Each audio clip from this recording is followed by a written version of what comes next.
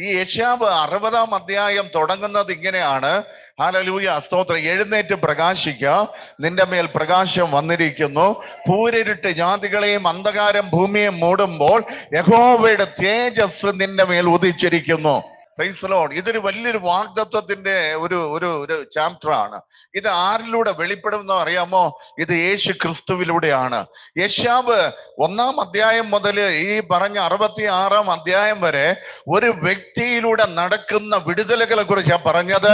ആ വ്യക്തി നമ്മുടെ അരുമനാഥനായ യേശു കർത്താവിനെ കുറിച്ചാണ്. ഹല്ലേലൂയ. യിരെമ്യാവ് പ്രവചിച്ചത് പിതാവായ ദൈവത്തെ കുറിച്ചും യെശയ്യാവ് പുത്രനായ യേശുവിനെ കുറിച്ചും എസെക്കേൽ പ്രവചിച്ചത് ആത്മാവായ ദൈവത്തെ കുറിച്ചുമായിരുന്നു. പോരാട്ടത്തിന്റെ ഹല്ലേലൂയ അവസാനങ്ങൾ ഹല്ലേലൂയ അത് തീർന്നു പോകുകയാണ്. ഹല്ലേലൂയ. വാഗ്ദത്തത്തിനകത്ത് നിങ്ങൾ നിൽക്കും. ആർക്കും നിങ്ങളെ ഓട്ടിക്കാൻ കഴിയത്തില്ല. ഒരു മന്ത്രവാദിക്കാൻ കഴിയത്തില്ല. ഒരിടത്ത് നേർച്ച കൊണ്ടിട്ടാലും അത് നടക്കത്തില്ല. വാഗ്ദത്വത്തിനകത്ത് നിങ്ങളും നിങ്ങളുടെ തലമുറകളും നിൽക്കുക മാത്രമല്ല, ഹല്ലേലൂയ, വലിയ മഹത്വം അതിനകത്ത് വെളിപ്പെട്ടിരിക്കും.